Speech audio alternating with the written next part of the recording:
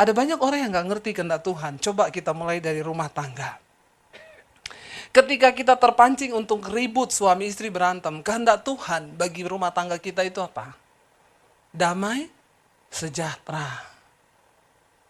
Tapi kita lebih memilih berantem, ribut, atau bahkan sebagian orang memilih untuk bercerai. Apakah itu kehendak Tuhan? Kita bicara tentang kehendak Tuhan, saudara, jangan berpikir yang terlalu muluk-muluk ya. Yang, saya bakal jadi pengkhotbah besar, nanti saya bakal gini. Enggak. Mulai dari rumah tangga hidup kita sendiri. Ketika di depan kita ada pilihan untuk berbuat dosa atau mengejar kekudusan, yang kehendak Tuhan yang mana? Kita jatuh bangun di dalam dosa atau kita melakukan kehendak Tuhan? Mengejar kekudusan itu.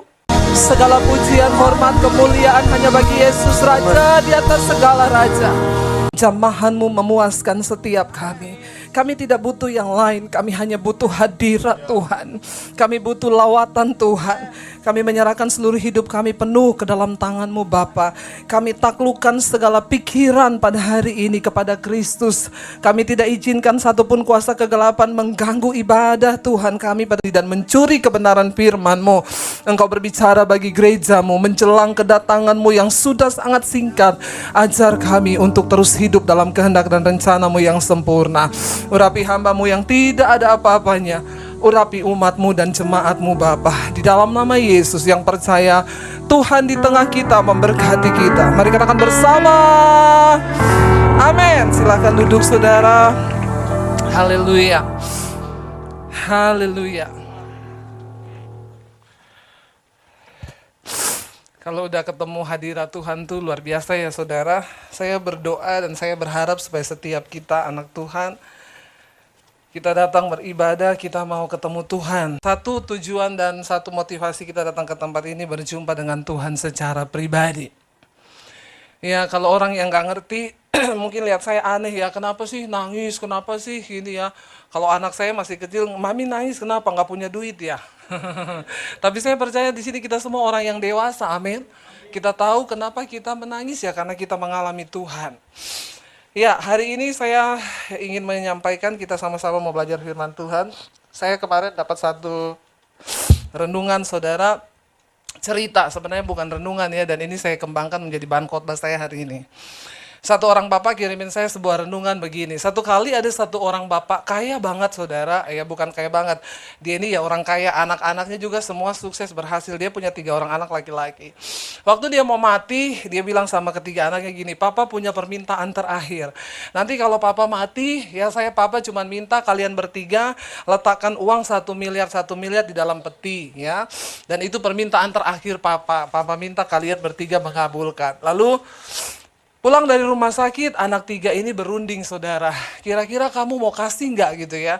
Terus anaknya yang gede bilang, kalau saya sih bakalan kasih ya, karena ya namanya juga permintaan terakhir. Anak yang kedua juga ngomong, saya juga sama, saya kayaknya bakalan kasih. Lalu mereka tanya sama yang bungsu, kamu kasih nggak? Ya saya pertimbangkan dulu deh, nanti kita lihat aja. Berapa hari kemudian bapaknya meninggal saudara. Di depan peti, anak yang nomor 1 nangis, ya papa saya minta maaf selama ini saya mungkin berdosa, tapi setidaknya permintaan terakhir papa saya kabulkan, ini uang 1 M ditaruh di samping peti. Anak yang nomor 2 juga datang nangis, papa saya juga minta maaf selama bapak hidup saya mungkin gak senangkan bapak, tapi saya turuti permintaan bapak yang terakhir, ini ada uang 1 M ditaruh di peti. Lalu anak yang ketiga saudara dia maju, mereka tanya, kamu gak bawa duit? Dia bilang gini, kayaknya bapak kurang deh kalau 2 M. Terus kayaknya bapak butuh 5 M. Jadi saya ambil uang 2 M kalian, saya kasih bapak cek 5 M. Pinter nggak anak yang terakhir ini saudara? Karena bapaknya nggak mungkin nyairin cek kan? Orang udah mati mau dicairkan di mana? Lalu mamahnya yang ada di pinggir peti berkata begini, nak karena bapakmu sering lupa jadi mama yang pegang ceknya.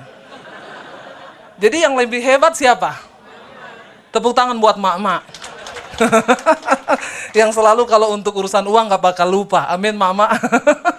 Ya, jadi di sini kita melihat ada 3 tipe orang. Yang pertama bodoh, yang kedua pintar, yang ketiga bijaksana. Saudara mau jadi yang mana? Halo? Ya, pintar dan bijaksana, gak boleh 2 pak. 1 aja. Ya. Oke, kita akan bahas satu persatu. Orang bodoh, ya, tentunya kita nggak bahas menurut dunia ini, tapi menurut standar Alkitab.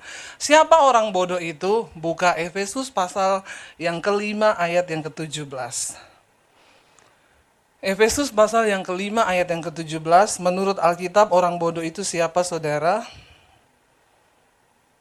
Kita baca sama-sama, 1, 2, 3. Sebab itu janganlah kamu bodoh, tetapi usahakanlah supaya kamu mengerti kehendak Tuhan. Efesus 5 ayat 17 berkata, sebab itu janganlah kamu bodoh, tetapi usahakanlah supaya kamu mengerti kehendak Tuhan. Orang bodoh di dalam Alkitab digambarkan sebagai orang yang tidak mengerti kehendak Tuhan. Berapa banyak yang di sini mengerti kehendak Tuhan atas hidupnya? Nggak ada yang ngerti? Ya Allah, subhanallah, ampuni ya. Saudara jadi Kristen berapa puluh tahun? Ya, yang ngerti rencana Tuhan atas hidupnya berapa banyak? Mulai satu-satu angkat tangan. Ya, tapi kalau saya suruh jabarkan bisa ngerti nggak? Rencana Tuhan atas hidup kita apa? Karena banyak Kristen ikut-ikutan loh. Halo? Orang ke gereja ikut ke gereja, pelayanan ngapa pelayanan? Pokoknya ikut aja, ikut pelayanan.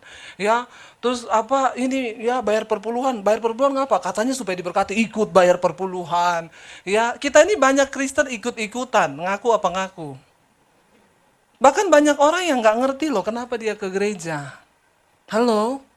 Dan ini sangat menyedihkan ketika saudara tidak tahu kenapa saudara berada di sini hari ini. Makanya saya suka sedih lihat orang Kristen kalau ibadah, yang lain udah tenangis-nangis nyembah Tuhan, ada yang cuma lihat-lihat. Coba saudara, ya, engkau nggak ngerti kehendak Tuhan atas hidupmu. Dan ini mengerikan, amin. Alkitab firman Tuhan bilang, jangan engkau bodoh, tapi usahakanlah supaya kamu mengerti kehendak Tuhan. Orang yang gak ngerti kehendak Tuhan dalam hidupnya itu dikategorikan sebagai orang bodoh. Karena bagi sebagian orang hidup ini ya begini aja. Kita sering kali berpikir hidup hanya sesimpel itu. Dulu ketika saya belum kenal Yesus, ya waktu saya masih Muslim, saudara, saya berpikir bahwa ya hidup itu cuma seperti itu aja. Bahkan tidak jarang saya menyalahkan Tuhan ketika saya menghadapi persoalan. Saya bilang, Tuhan, kenapa sih engkau kurang kerjaan ciptakan saya di dunia? Kalau kita bisa memilih untuk dilahirkan, kita pasti bisa pilih dong kita lahir di keluarga yang happy. Amin apa amin? Yang kaya, bener nggak? Apa yang kita mau ada. Ya, kita kalau bisa memilih, kita pasti memilih dengan muka yang cantik terlahir ke dunia ini. Bener nggak? Yang hidungnya mancung, ya kulitnya putih, rambutnya bagus. Tapi kan kita nggak pernah bisa memilih. Nah, ketika saya bertobat di jamaah Tuhan tahun 95, saya terima Yesus secara pribadi, saya mengerti. Ternyata Tuhan punya rencana dan kehendak untuk menciptakan saya di dunia ini. Benar nggak? Untuk apa kita ada di dunia? Tuhan punya rencana. Sudahkah engkau mengetahui rencana Tuhan atas hidupmu? Amin. Saudara, karena kalau kita nggak temui kehendak Tuhan dalam hidup kita, kita capek loh hidup di dunia ini, benar capek. Tapi ketika kita temui, Rasul Paulus adalah orang yang sudah menemukan rencana dan kehendak Tuhan atas hidupnya. Sehingga dia bisa berkata, bagiku hidup adalah memberi buah, bagi Kristus mati adalah sebuah keuntungan. Rasul Paulus menyadari itu. Bahwa hidup bagi dia adalah berbuah bagi Kristus, mati adalah sebuah keuntungan. Ada banyak orang yang gak ngerti kehendak Tuhan. Coba kita mulai dari rumah tangga. Ketika kita terpancing untuk ribut suami istri berantem, kehendak Tuhan bagi rumah tangga kita itu apa? Damai, sejahtera. Tapi kita lebih memilih berantem, ribut, atau bahkan sebagian orang memilih untuk bercerai. Apakah itu kehendak Tuhan? Kita bicara tentang kehendak Tuhan, saudara, jangan berpikir yang terlalu muluk-muluk ya. Yang saya bakal jadi pengkhotbah besar, nanti saya bakal gini. Enggak. Mulai dari rumah tangga hidup kita sendiri. Ketika di depan kita ada pilihan untuk berbuat dosa atau mengejar kekudusan, yang kehendak Tuhan yang mana? Kita jatuh bangun di dalam dosa atau kita melakukan kehendak Tuhan? Mengejar kekudusan itu. Kalau kita masih jatuh bangun dalam dosa, maka kita dikatakan sebagai orang bodoh. Sekalipun kita sudah melayani Tuhan. Tapi kalau kita tidak melakukan kehendak Tuhan, kita bodoh, saudara. Satu contoh di dalam Alkitab, saudara, siapa? Raja Saul. Ya, coba kita buka ayatnya. Saul dikatakan orang yang bodoh di hadapan Tuhan. Kenapa? 1 Samuel pasal 13 ayat yang ke-8 mulai. Kita baca sama-sama. 1 Samuel pasal 13 ayat yang ke-8, kita akan baca sampai dengan ayat yang ke-14. Saudara lihat akibat kebodohan dan apa konsekuensinya.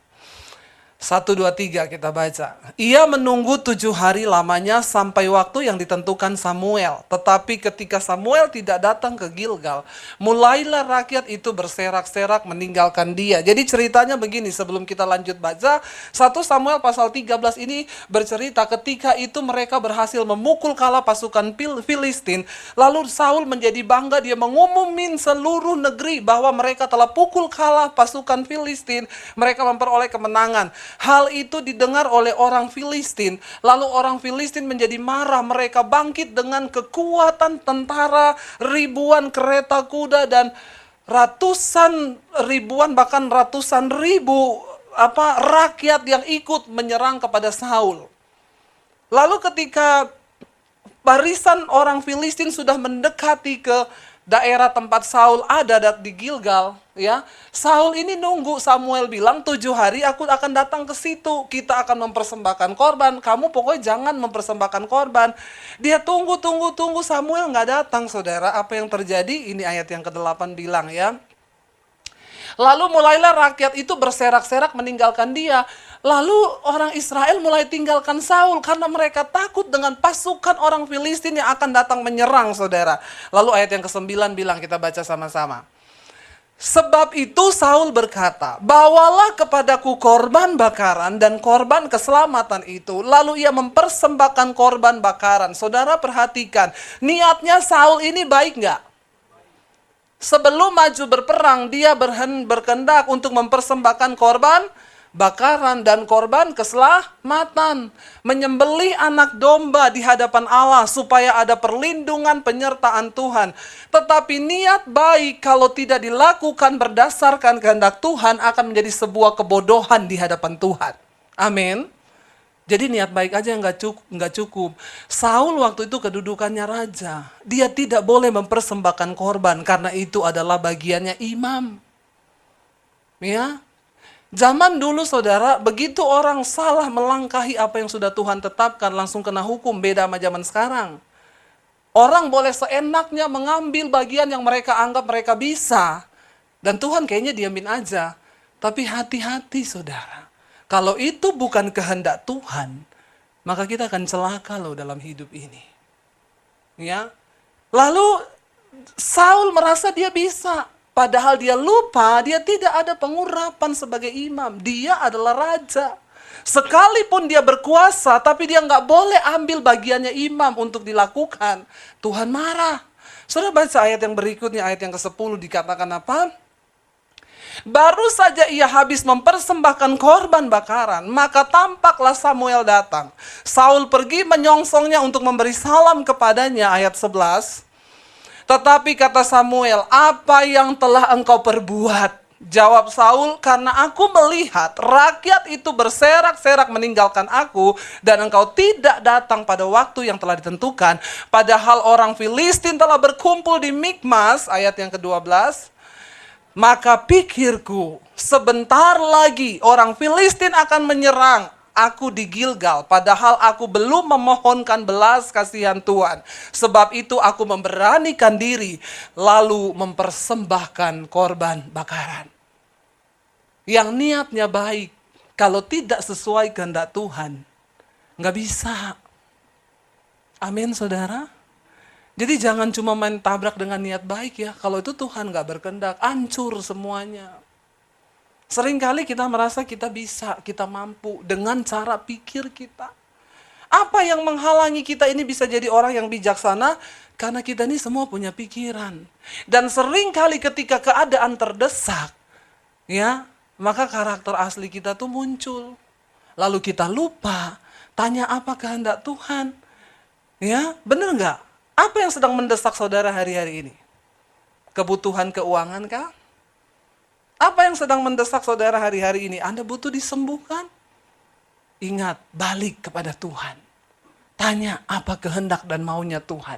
Karena kita nggak bisa seenaknya kita untuk melakukan apa yang sebenarnya niat baik. Tapi kalau itu bukan kehendak Tuhan, maka sia-sia. Ini pernah terjadi dengan kisahnya siapa? Daud. Ketika Daud berikhtiar untuk memindahkan tabut Allah ke Yerusalem. Sebenarnya ini niat baik nggak saudara? Baik banget. Daud bilang itu tabut Allah harus adanya di Yerusalem, bukan di tempat lain. Lalu Daud dengan kekuatan, dengan hikmatnya sebagai seorang raja, dia pindahkan tabut itu tanpa meminta petunjuk para imam pada waktu itu. Diangkat tabut itu dengan iring-iringan pujian, penyembahan, ribuan orang disuruh mengiringi. Ketika tabut Allah itu hampir jatuh, lalu Usa. Saya mau tanya, niat baik Usa itu punya niat baik nggak? Baik, karena dia takut tabut itu akan jatuh. Lalu dia berusaha menahan tabut itu. Apa yang terjadi? Usa mati disambar api Tuhan. Ketika itu saudara, iring-iringan para pemusik, penyanyi, semuanya berhenti dan menjadi sebuah kedukaan. Daud ketakutan melihat apa yang terjadi. Daud bilang, stop, jangan bawa tabut itu. Titip rumah imam yang paling dekat di sini siapa? Obed Edom. Taruh di rumah Obed Edom. Kita akan pikirkan selanjutnya apa yang akan kita lakukan. Ingat saudara, niat saja nggak cukup. Kalau itu tidak sesuai dengan rencana Tuhan, maka Tuhan tidak berkenan. Gereja hari-hari ini kita perlu berdoa banyak kepada Tuhan. Minta tuntunan Tuhan atas gereja ini apa? Minta tuntunan Tuhan atas kehidupan kita itu apa? Kita nggak bisa bergerak dengan kekuatan kita sendiri. Dan ketika gereja mulai bergerak dengan kekuatan pikirannya sendiri, maka apa yang akan terjadi? Stuck, saudara. Mungkin jemaatnya bertambah banyak, tapi pertumbuhan iman nggak ada di sana. Mungkin kita rajin ke gereja, tapi sudah nggak ada lagi hubungan pribadi dengan Tuhan. Lalu untuk apa engkau duduk setiap hari Minggu di bangku ini? Amin. Kita berdoa saudara, supaya gereja ini, khususnya di tempat ini, yuk kita minta pimpinan Tuhan. Rendahkan hati duduk di hadirat Tuhan. Tapi sekarang kebanyakan saudara semuanya pakai logika sendiri. Dijalankan dengan kekuatan sendiri, nggak bisa. Ini perkara rohani. Tidak bisa ditangani oleh manusia duniawi. Amin. Kita perlu pimpinan Tuhan. Dalam rumah tangga kita butuh pimpinan Tuhan. Di dalam pelayanan kita butuh pimpinan Tuhan. Lihat niat Daud baik. Akhirnya Daud pulang saudara ketika dia sudah tidak ada kepikiran lagi untuk memindahkan tabut. Dia akhirnya titip rumah Obed Edom diberkati luar biasa. Daud mendengar Obed Edom diberkati karena tabut itu. Lalu dia panggil imam. Dia minta petunjuk kepada imam. Lihat baik-baik. Daud meminta petunjuk kepada imam. Lalu imam-imam bilang, kamu angkat tabut itu nggak boleh sembarang orang. Itu harus orang Lewi yang pikul. Jangan suruh Usa, dia bukan imam. Makanya terbakar. Siapa Lewi? Kaum imam pada waktu itu. Ketika itu Daud mendengar apa yang imam-imam itu suruhkan kepadanya sesuai dengan yang Tuhan mau. Lalu saudara, Daud ketika yang pertama dia pikul tabut itu dengan iringan, dia pakai baju kerajaan. Sebagai raja dia pakai jubah rajanya. Ketika yang kedua kali imam-imam bilang gak boleh. Semua harus pakai jubah keimaman. Tanggalkan baju rajamu dan engkau kenakan jubah keimaman dari kain efod. Lalu Daud pakai itu, mereka bawa iring-iringan setiap berapa meter sembelih korban. Jalan lagi, sembelih korban, jalan lagi. Itu yang Tuhan mau. Akhirnya tabut itu sampai ke Yerusalem. Apa yang kita mau, belum tentu apa itu yang Tuhan mau. Amin. Dan ketika kita melakukan tepat seperti yang kita mau, kita adalah orang-orang yang berkenan di hadapan Tuhan. Dan kita nggak dibilang bodoh. Ya, jangan jadi orang bodoh. 1 miliar taruh di peti. Saya berdoa hari ini kita semua dibukakan Tuhan. Ya, seperti apa yang akhirnya saudara tahu. Balik ke tadi 1 Samuel. Ayatnya, apa yang terjadi dengan Raja Saul ketika dia tidak melakukan apa yang Tuhan mau? Kata Samuel kepada Saul, perbuatanmu itu bodoh. Karena apa? Engkau tidak mengikuti perintah Tuhan Allahmu. yang diperintahkannya kepadamu, sebab sedianya Tuhan mengokohkan kerajaanmu atas orang Israel untuk selama-lamanya. Jadi Raja Samuel berkata, Saul, yang engkau lakukan tuh bodoh. Kenapa? Karena engkau tidak menuruti perintah Tuhan. Sebenarnya dari awal Tuhan sudah berjanji untuk mengokohkan kerajaanmu. Tapi karena kebodohanmu yang tidak menurut pada perintah Tuhan. Dan ini hal yang sakral. Lalu ayat yang ke-14 bilang apa? Tetapi sekarang kerajaanmu tidak akan tetap. Tuhan telah memilih seorang yang berkenan di hatinya. Dan Tuhan telah menunjuk dia menjadi raja atas umatnya. Karena engkau tidak mengikuti apa yang diperintahkan Tuhan kepadamu. Pada akhirnya apa yang Tuhan mau dari hidup kita adalah ketaatan. Ya, kalau mau dibilang salah apa sih? Saul mungkin bilang, saya salah apa? Saya itu cuma pengen mempersembahkan korban loh. Karena musuh sudah berada di depan. Sebentar lagi saya diserang sama orang Filistin. Saya pengen sebelum berperang, ya kita mempersembahkan korban. Sementara Nabi Samuel nggak datang-datang. Lalu salah saya itu apa? Tapi Tuhan bilang, engkau melakukan apa yang bodoh. Dan itu nggak berkenan di mataku. Tadinya Tuhan sudah berjanji mengokohkan kerajaannya Saul. Saat itu juga Tuhan terpaksa langsung dapat pengganti Tuhan. Nggak lama-lama Samuel bilang, tetapi karena kebodohanmu itu, kerajaanmu tidak akan tetap. Dan Tuhan telah memilih seorang yang berkenan di hatinya. Amin saudara. Jangan paksakan apa yang bukan kehendak Tuhan. Yang muda-muda di sini yang belum menikah berdoa supaya engkau dapat jodoh yang sesuai kehendak Tuhan. Amin. Ya di belakang-belakang sana belum pada nikah itu. Ya, di atas 30 tahun Tuhan lepas tangan loh. Ya, berdoa supaya dapat yang sesuai kehendak Tuhan. Ya, bukan apa yang kita mau, tapi apa yang Tuhan mau. Karena hidup ini bukan hanya tentang apa yang kita mau, tapi apa yang Tuhan mau. Dan ketika apa yang Tuhan mau itu saya ingat ketika saya di Solo, Tuhan mau bawa saya ke Jakarta, waktu itu saya bergumul, saudara. Tahu-tahu berapa hari itu nangis terus saya. Nggak ada sebab, nggak ada apa. Ya bukan lagi masalah keuangan, nangis terus. Lagi pelayanan nangis, lagi di mana nangis, di jalan nangis, di rumah nangis. Saya pikir ada apa ya? Akhirnya saya ambil satu komitmen untuk doa puasa, saudara. Saya pengen tanya Tuhan apa yang Tuhan mau. Lalu saya ambil doa puasa, saya masuk ke menara doa, saya berdoa. Tuhan, saya tahu engkau mau sampein sesuatu, sampai saya rasa begini terus tiap hari nangis. Ada apa Tuhan? Waktu saya doa, saudara, saya dapatkan hati Tuhan. Tuhan berkata gini. Aku ingin hari-hari ini hamba-hambaku berdiri di atas dasar kebenaran. Aku akan membawa engkau keluar dari kota ini. Saya bilang, keluar dari kota ini saya tolak dalam nama Yesus. Karena saya baru beli rumah di Solo, saudara. Dan kita tuh lagi menikmati rumah baru.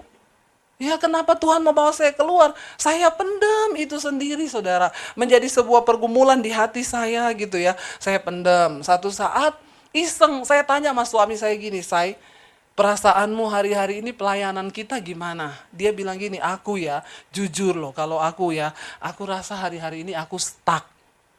Terus maksudmu, kayaknya Tuhan mau bawa kita keluar ya dari kota ini. Saya langsung tengking dalam nama Yesus. Ternyata dia juga dapat yang sama. Dan itu benar-benar saudara kita nggak mau. Mikir anak saya 3, udah sekolah lagi. Aduh, mau pindah, akhirnya kita berdoa gini, beneran gak ya Tuhan mau bawa kita ya? Kira-kira kalau Tuhan bawa kita kemana, pindah kita kemana ya? Kata suami saya, kayaknya ke Batam. Kenapa ke Batam? Dia bilang, dulu aku pernah dapat panggilan untuk pelayanan di Batam. Waktu selesai sekolah Alkitab, kata suami saya. Saya bilang, kalau nggak ke Batam kemana? Dia bilang, dulu kan di Jakarta ada pendeta, tawarin kita pindah ke Jakarta. Tapi waktu itu kita juga tolak. Enggak Pak, kita di Solo. Kenapa? Kita udah beli rumah di Solo. Kayaknya kalau udah punya rumah, udah menetap banget di situ ya. Tapi pendeta itu bilang gini, enggak, kalian tuh bukan di Solo. Satu saat kalau kalian berubah pikiran, hubungi saya. Kasih tahu kalau kalian mau pindah ke Jakarta. Jadi kita berunding gini, apa itu pendeta kali ya? Yaudah gini aja deh, kita juga melangkah ya. SMS aja pendeta itu. Ya, masih berlaku nggak tawarannya? Saya cari nomor HP-nya di HP saya, saudara, nggak ada. Ternyata kesimpan di HP yang lama. Karena orang penting itu nggak ganti nomor, tapi ganti HP. Amin. Orang nggak penting ganti nomor terus. Tiap ditelepon, telepon yang Anda tuju, nomornya sudah ganti. Ya, apalagi telepon yang Anda tuju sudah berubah. Tapi orang penting ingat ya, ganti HP, amin. Tapi orang nggak penting ganti. Tapi sekarang nomor udah diregistrasi, jadi Anda nggak bisa gonta-ganti lagi.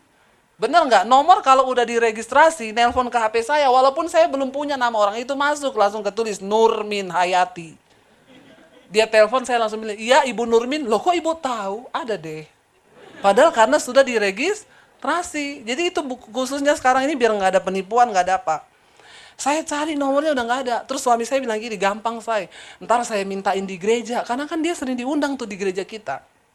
Saya bilang gini, jangan diminta. Terus kita jadikan ini tanda.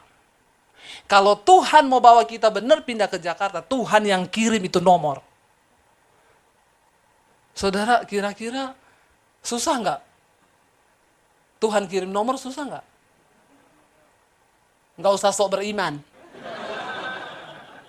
Saya tanya pakai logika ini, kira-kira susah nggak pakai logika? Sok beriman semua, enggak. Padahal coba di rumah pikir, iya juga ya, susah loh itu. Ya, lo bener nggak? Ya secara logika susah loh. Bagaimana caranya coba Tuhan bawa nomor? Jadi saya sengaja pilih cara yang susah. Saya bilang gini, Tuhan sorry ya, saya bukan kepala batu loh. Tapi saya pengen tahu ini kehendakmu atau karena kita ini merasa stuck atau apa, kan bisa emosi sesaat kan? Emosi jiwa kan ada kan? Jadi saya bilang, lah ini kan kita nggak salah. Tuhan, engkau kan maha sanggup. Engkau maha kuasa, engkau maha besar. Tidak ada yang sulit bagi Tuhan bawa nomor itu ke sini. Suatu suami saya gini, iya juga ya. Iya, kita jadikan tanda. Seminggu berlalu nggak ada apa-apa, 2 minggu berlalu nggak ada apa-apa, sebulan nggak terjadi apa-apa. Kita tunggu terus, saudara. Tiba-tiba ada teman suami saya datang mampir ke rumah.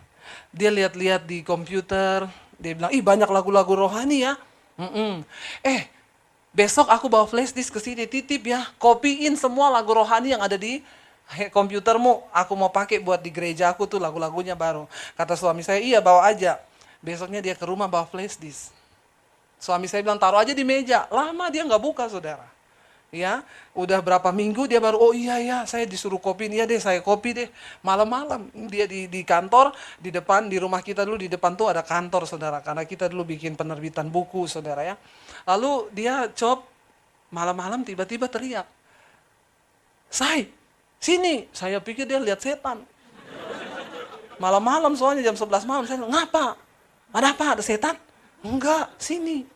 Dia tunjukin di komputer. Waktu dia buka flash disknya itu ada file di situ, nama hamba Tuhan plus nomor telepon. Pas diklik nomor 1 namanya pendeta itu. Memang tidak susah bagi Tuhan ya. Sekarang saya baru akui. Lo bener, ya ampun saya langsung subhanallah. Lo bener gak saudara? Karena waduh jangan sampai ini jadi kenyataan Tuhan. Lalu suami saya bilang, SMS. Saya SMS, Pak, ini Daniel Debbie di Solo. Dulu Bapak tawarin kita ke Jakarta, masih berlaku nggak tawarannya? Dia nggak balas, saudara. Seminggu, 2 minggu nggak dibalas. Saya SMS lagi, kata suami saya gini, telepon nggak usah, SMS aja. Kalau memang dia masih aktif kan mesti dia baca. Bener nggak? Ya iya juga ya. Kan saya udah SMS berkali-kali. Nggak mau telepon, nggak usah. Orang saya berharap ini batal. Bener nggak? Karena udah nggak kepikiran nih kalau pindah bagaimana memulai dari nol. Aduh tuh nggak gampang. Nggak lama saya lagi pelayanan, suami pelayanan di gereja, suami saya telepon, kamu habis pelayanan ke gereja ya? Kenapa? Ada bapak itu di sini. Pendetanya di Jakarta? Iya. Kita ketemu ya? Ya udah. Saya datang ke gereja. Selesai acara, dia datang tanpa pemberitahuan, saudara. Mendadak juga dia datang. Saya bilang ini, Pak, saya boleh ketemu sama suami mau ngobrol? Iya, saya juga mau ketemu kalian. Terus sudah kita ketemu, Pak, Bapak terima SMS saya? Terima berkali-kali. Kebangetan ya. Nggak dibalas, nggak apa loh. Berkali-kali, sampai bosen. Loh Bapak kenapa nggak balas? Nggak, saya juga berdoa minta tanda. Kalau memang ini rencana Tuhan kalian pindah ke Jakarta, kita ketemu tanpa janjian. Saya memang gak mau balas SMS-mu. Tapi saya berdoa supaya Tuhan pertemukan kita tanpa janjian. Jadi ini memang gak ada rekayasa manusia. Dan hari ini kita bertemu tanpa janjian kan? Berarti ini digenapi, Pak. Lalu dia bilang gini, ya nggak tahu, tapi buktinya kita bertemu. Ya udah, akhirnya ngobrol-ngobrol, bener udah yakin mau ke Jakarta. Kapan berangkat ke Jakarta? Jadi pengintai dulu. Pergi intai itu negeri. Kalau di tanah Kanaan kan susu dan madu ya. Kalau di sini penuh dan debu. Dan kemacetan. Yo jujur saudara, di Indonesia ini orang itu kalau hidup di Solo itu enak, tentram, damai, aman. Masuk di majalah Times yang beredar di seluruh dunia, di Indonesia untuk wilayah Bali itu terbaik untuk spirit. Orang kalau mau pergi ketemu Tuhan, pergilah di Bali, keadaannya tenang. Jakarta, salah satu kota yang terbaik di dunia untuk jiwa, terutama melatih kesabaran. Loh ini bener loh, saya nggak bercanda loh. Masuk di majalah Times loh. Jadi ada yang tinggal di Jakarta nggak sabar-sabar kebangetan. Karena pariwisatawan dunia datang ke sini untuk melatih kesabaran. Lu bener, karena makanya mereka bule-bule itu kalau jalan di jalan diklaksonin sama bajai. Pem. Dia udah tahu melatih kesabaran. Amin. Jadi siapa yang mau datang ke Jakarta? Ya udah saya berdoa, ya Pak. Ya udah kita berangkat jadi pengintai ke Jakarta. Sampai di Jakarta saya ikut pelayanannya dia, ketemu jemaat, pendoa, anaknya narkoba, suaminya selingkuh. Ketemu lagi pelayan Tuhan, mau cerai sama suaminya. Saya bilang sama suami saya, ini Jakarta, ini memang begini kah?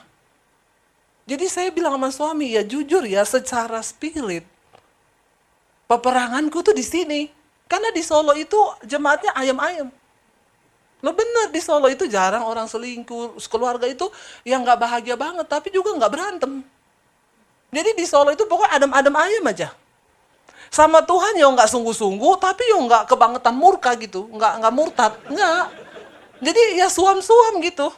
Tapi kalau di sini kan kelihatan banget saudara, ya bener-bener yang peperangan itu, wah saya bilang sama suami kalau secara roh saya di sini. Lalu saya bergumul, pulang ke Solo, pendeta itu bilang pulang, berunding berdua, tanya Tuhan lagi.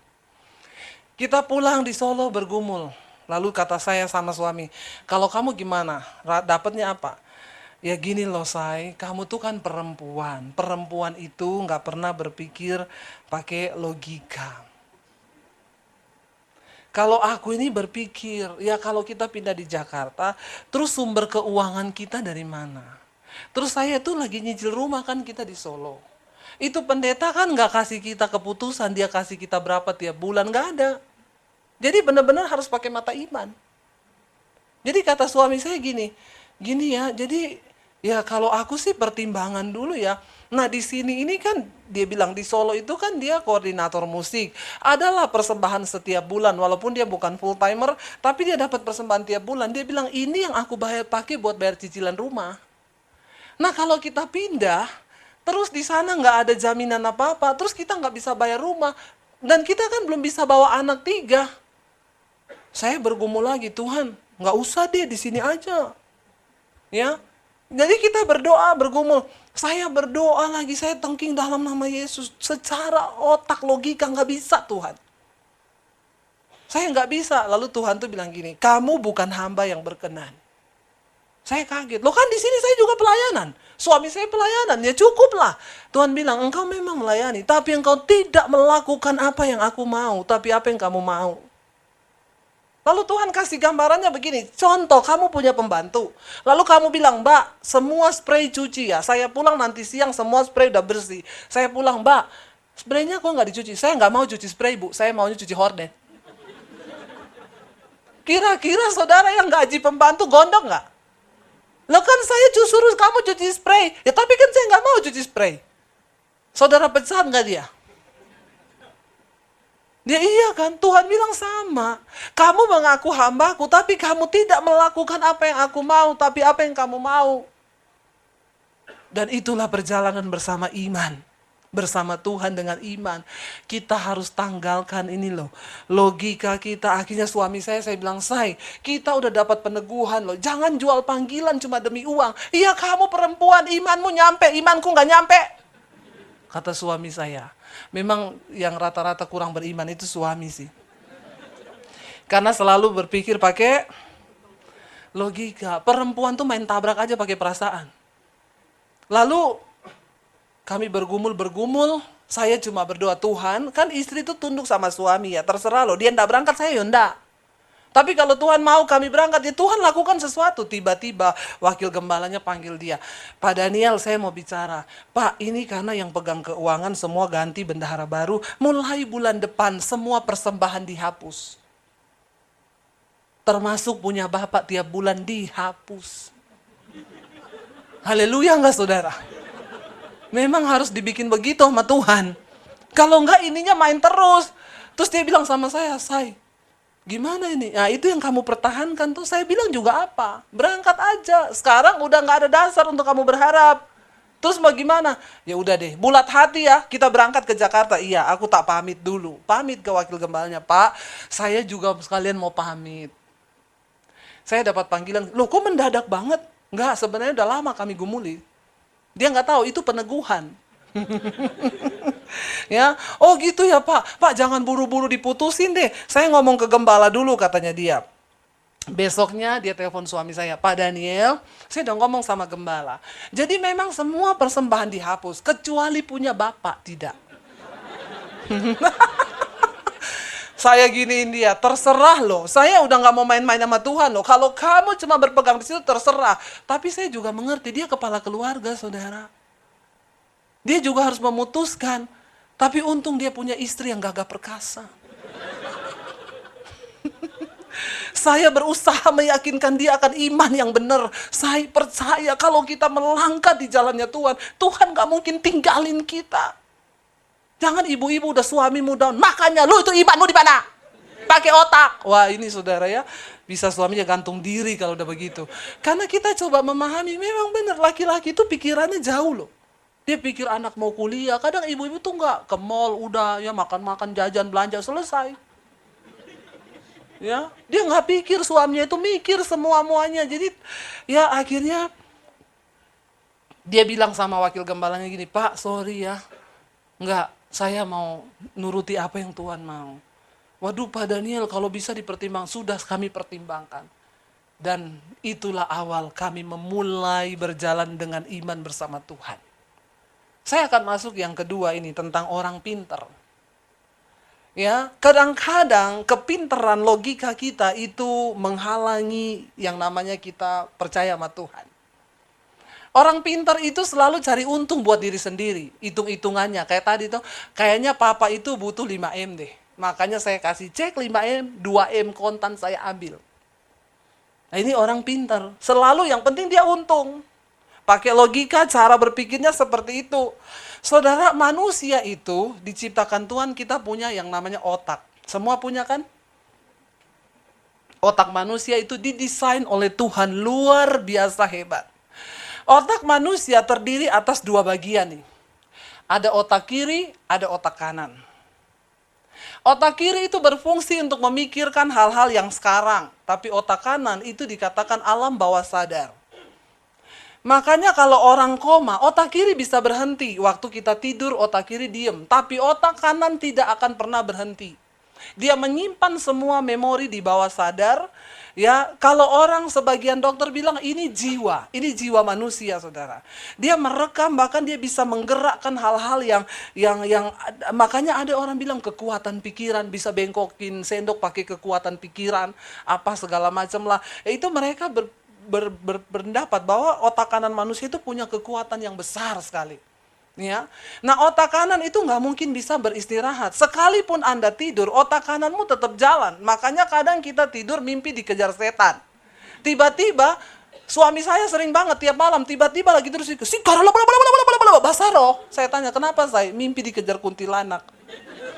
Tapi kenapa yang keluar bahasa roh? Karena otak kanan bawah sadar masih tetap ingat. Dia punya iman, ada Tuhan. Saya juga sering gitu, mimpi didatangi nenek sihir, ya mau dicekik, mau mati. Saya ingat, loh kan saya ini anaknya Tuhan, saya punya nama Yesus. Tiba-tiba saya serang nenek sihir itu, dalam nama Yesus. Tiba-tiba saya dibangunin suami saya lagi, dalam nama Yesus, dalam nama Yesus. Ini namanya alam bawah sadar kita. Otak kanan ini tetap jalan sekalipun kita tidur. Nah, ketika orang koma, otak kanan itu tetap berfungsi.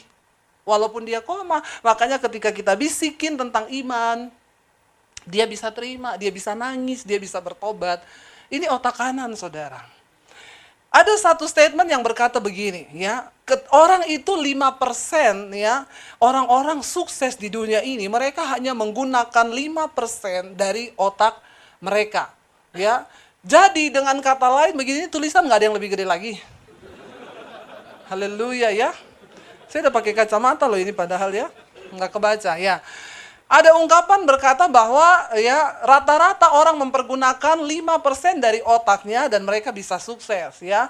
Berarti pendapat ini juga bisa berkata begini. Berarti bila Anda menggunakan menaikkannya menjadi 10%, Anda bisa jadi orang jenius. Ini pernyataan benar atau salah? Ya, ini pernyataan yang salah, saudara. Yang benar adalah, tolong ditayangkan. Yang benar adalah rata-rata manusia di dalam melakukan aktivitasnya hanya 5% yang dilakukan dengan berpikir. Lalu 95% dilakukan dengan refleks. Nggak pakai pikiran. Otak kanannya nggak dipakai.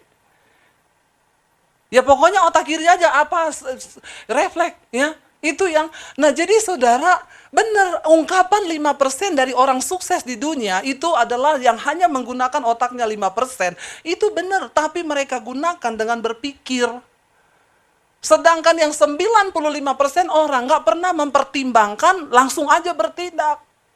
Langsung aja melakukan 95% refleks. Dan nggak pernah ada pertimbangan, otak kanannya nggak dipakai. Lalu, bisakah ini dirubah, saudara? Bisa. Rasul Paulus berkata begini, Roma pasal 12 ayat yang kedua. Roma 12 ayat yang kedua berkata begini, ya, berubahlah oleh pembaharuan budimu, supaya engkau dapat membedakan, ya, janganlah kamu menjadi serupa dengan dunia ini, tetapi berubahlah oleh pembaharuan budimu, sehingga kamu dapat membedakan manakah kehendak Allah, apa yang baik, yang berkenan pada Allah, dan yang sempurna. Kata berubahlah oleh pembaharuan budimu dalam terjemahan bahasa Inggrisnya dikatakan, ya, your mind, cara berpikirmu, ubah cara berpikirmu, supaya engkau bisa membedakan, ya, mana kehendak Allah, apa yang berkenan kepada Allah, dan yang sempurna. Jadi saudara, otak kanan itu merekam semua yang engkau dengar. Firman yang saudara dengar, rekam itu di bawah alam bawah sadarmu, sehingga ketika engkau menghadapi pertempuran, peperangan, pergumulan, firman itu bisa keluar.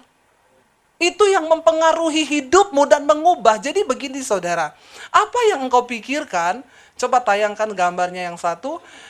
Apa yang engkau pikirkan, itulah engkau, ya. You are what you think. Kamu adalah apa yang kamu pikirkan. Kalau engkau terus berpikir tentang ketakutan, maka engkau jadi seorang penakut. Ini dipakai oleh orang-orang sukses yang namanya motivator. Tapi mereka itu pakai yang secara dunia. Nah, kita, yang kita tanamkan di pikiran kita adalah firman Tuhan. Engkau akan menjadi seperti yang engkau pikirkan. Kalau engkau pikirkan terus, ya takut melangkah, maka engkau jadi gagal. Makanya orang-orang motivator itu bilang, pikirkan engkau sukses. Bilang, engkau pasti sukses. Sampai alam bawah sadarmu mendengar. Ya, itu kalau kita ikut seminar-seminar motivator tuh begitu, berdiri bilang, aku sukses, aku sukses, aku sukses, didengungkan terus. Ini yang Alkitab bilang, pikirkanlah semua yang baik, yang manis, yang patut dipuji, yang disebut kebajikan, ya, yang baik, yang manis, yang suci, yang agung, yang kudus, pikirkanlah semuanya itu, kata firman Tuhan. Supaya pikiran kita ini berubah. Kenapa saudara? Karena ketika cara berpikirmu berubah, pikiran itu akan berbuah menjadi kehendak. Ketika kehendak itu terus dipupuk, dia berbuah menjadi sebuah tindakan. Dari tindakan itu berubah menjadi karakter. Karakter yang terus dilakukan berubah menjadi perilaku atau sifat. Sifat yang terus-menerus dilakukan dinamakan kebiasaan. Kebiasaan melahirkan nasib. Ya, ketika itu menjadi kebiasaanmu setiap hari, ya maka nasibmu seperti itu. Nggak ada orang diciptakan dengan nasib miskin. Amin. Tapi kalau mentalnya, cara berpikirnya miskin, ya jadi miskin benar. Tapi ketika engkau merubah cara berpikirmu, saya dulu pernah baca kisah suksesnya Andre Wongso, saudara. Dia motivator hebat, kalau diundang tuh ratusan juta bayarannya. Dia itu cuma anaknya seorang tukang jual pisang goreng di sekolah. Waktu itu dia nggak bisa bayar sekolah, lalu gurunya ya panggil mamahnya. Ini dia nggak bisa lanjutin sekolah lagi ya, dia udah nggak bisa bayar sekolah dan juga kayaknya otaknya juga pas-pasan. Jadi ya udah kita keluarin dia. Mamanya memohon tolong kasih Andre kesempatan untuk sekolah. Akhirnya dia dapat beasiswa lalu dia bisa sekolah. Ya lalu mamanya bawa dia ke peramal. Waktu peramal baca garis tangannya, dia bilang gini, ini anak ditakdirkan nasibnya miskin. Sial. Udah ibu nggak usah repot-repot sekolahin karena dia nggak bakal jadi apa-apa. Dia nih nasibnya ditakdirkan miskin. Mamahnya bilang enggak, dia pasti bisa. Dengan semangat saudara dia berusaha, dia berubah. Dan dia sekarang jadi motivator hebat. Sekali undang ratusan juta saudara. Apa yang dibilang nasib? Tidak. Ketika engkau mengubah cara berpikirmu. Kita sudah dengar banyak kesaksian, siapa? Nick yang badannya cuma separuh. Dulu mau bunuh diri, terjun di kolam renang karena merasa nggak berharga. Tapi karena cinta dan penerimaan orang tua yang selalu peluk dia dan ngomong kamu berharga buat mama papa. Lalu dia bangkitkan dirinya. Dia bilang saya tidak akan tenggelam dalam keputusasaan dengan kondisi tubuh yang cacat ini. Tapi saya bisa melakukan sesuatu. Dia rubah cara berpikirnya. Makanya Alkitab bilang berubahlah oleh pembaharuan budimu. Hari ini apa yang bisa merubah budi kita? Tidak lain tidak bukan adalah firman Tuhan. Ucapkan firman. Firman itu berbicara apa yang tidak mungkin bagi manusia itu sanggup dilakukan oleh Allah. Makanya Rasul Paulus bilang begini. Ya, coba saya kasih satu ayat ya. Saudara belum bosan kan? Saya aja masih berapi-api loh. Ya, ayat 1 Filipi 3 ya, ayat yang ke-7 sampai ayat yang ke-8. Filipi 3 ayat 7 dan ayat yang ke-8 kita baca. Tetapi apa yang dahulu merupakan keuntungan bagiku sekarang kuanggap rugi karena Kristus. Lalu ayat yang berikutnya, malahan segala sesuatu kuanggap rugi karena apa? Pengenalan akan Kristus Yesus Tuhanku lebih mulia daripada semuanya. Oleh karena dialah aku telah melepaskan semuanya itu dan menganggapnya sampah. Supaya apa? Aku memperoleh Kristus. Kenapa Rasul Paulus bisa bilang begini? Apa yang dulu merupakan keuntungan bagiku sekarang rugi karena pengenalan akan Kristus. Artinya cara berpikir mulai dirubah. Apa yang merubah dia? Pengenalan akan Kristus Yesus Tuhan. Karena dia baca Alkitab. Dia mulai merasa yang dulu itu kebodohan. Dulu bagi Rasul Paulus bunuh orang itu satu keuntungan loh. Dia pikir dia berbuat bakti kepada Allahnya. Tapi ketika dia mengenal firman kebenaran, dia mulai bilang, ternyata apa yang aku lakukan itu dulu, itu kebodohan. Kuanggap rugi. Karena pengenalan akan Yesus Kristus Tuhan itu lebih berguna dari segala-galanya.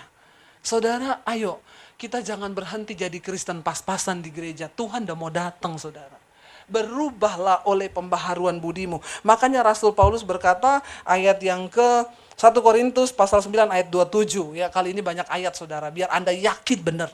Ya, dicatat, pulang ke rumah, baca Alkitab. Lagi tidak ada apa-apa, baca Alkitab di HP kan ada ya. Baca sama-sama, ini yang dilakukan Rasul Paulus. 1, 2, 3.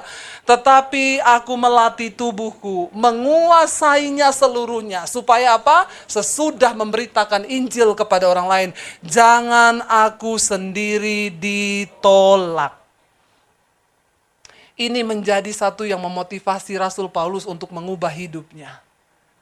Dia takut ditolak sama Tuhan. Kalau sekerasnya Rasul Paulus aja takut ditolak, apalagi kita-kita ini. Halo?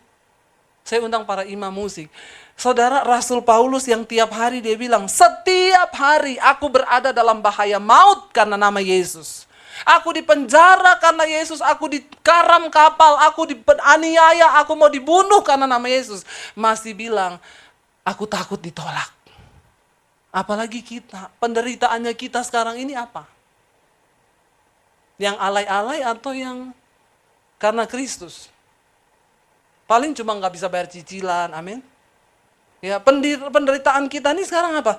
Saya difitnah. Paling cuma yang gitu-gitu. Ada di antara kita yang mau dibunuh karena nama Yesus? Nggak ada kan? Kalau ada saya acungin jempol, saudara. Ya kayaknya hari-hari ini orang mau dibunuh karena nama Yesus sudah nggak ada loh. Rasul Paulus bilang, satu hal yang memotivasi aku untuk melatih tubuh, menguasai, berubah seluruhnya. Kenapa? Karena dia takut ditolak sama Tuhan.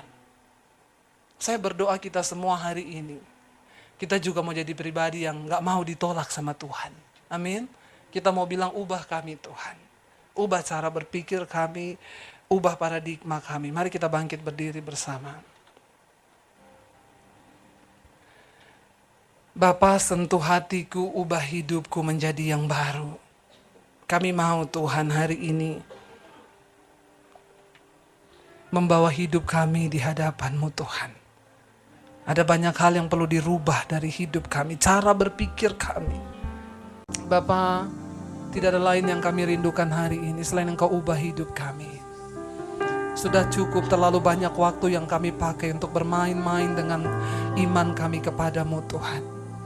Hari ini seperti Rasul Paulus berkata, aku melatih tubuhku, menguasainya seluruhnya, supaya jangan setelah aku memberitakan Injil, aku sendiri ditolak oleh Tuhan. Satu kerinduan kami Bapa, ketika Engkau datang, Engkau kenal kami, dan nama kami ada dalam kitab kehidupan-Mu. Ampuni setiap dosa dan pelanggaran kami. Saudara, tidak ada satupun yang tahu hidupmu kecuali Engkau dengan Tuhan. Hari ini jangan sia-siakan waktu ini. Pakai secara pribadi, datang pada Tuhan. Bilang, Tuhan, ini hidupku. Aku mau bertobat hari ini. Aku mau menyerahkan yang terbaik bagimu. Ubah cara berpikir kami Tuhan.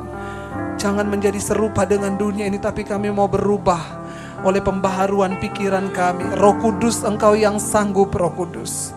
Engkau yang sanggup mengubahkan setiap kami. Kami berdoa Tuhan.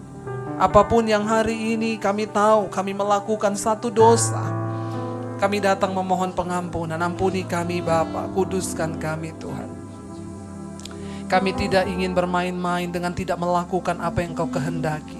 Kami sudah melihat contoh seperti Raja Saul, seperti Daud yang melakukan tidak seperti yang Tuhan mau. Dan mereka semua mendapat penghukuman. Bahkan nyawa menjadi taruhan. Kami datang, selama Engkau berikan kami waktu hidup di dunia ini Tuhan. Kami mau melakukan apa yang Tuhan mau untuk kami lakukan. Bukan apa yang kami mau. Tuhan cegah kami untuk melakukan apa yang tidak Tuhan kehendaki dalam hidup kami. Kami mau tunduk kepada kehendak-Mu Bapa. Kami mau tunduk kepada otoritas-Mu dalam hidup kami. Satu yang kami rindu, menyenangkan hati Tuhan, menyenangkan Engkau saja Bapa. Apa yang tidak Engkau kehendaki di hidup kami, berbicara, beritahukan jalan-jalan-Mu kepada kami. Karena Engkau berkenan di dalam kebenaran, di dalam batin. Dan Engkau menunjukkan hikmat-Mu kepada orang-orang yang benar dalam batin mereka. Hari ini Engkau lihat hati kami. Selidiki setiap kami, apa yang tidak berkenan. Kami masih jauh dari perkenanan. Tolong kami Tuhan selama kami ada di dunia. Biar kami melakukan tepat sesuai dengan kehendak-Mu dalam hidup, dalam rumah tangga kami, dalam pernikahan kami. Kami mau senantiasa menyenangkan hati Tuhan. Mari sekali lagi saudara, angkat tanganmu tinggi. Tutup matamu, naikkan doa ini di hadapan Tuhan. Biar pujian ini menjadi doa.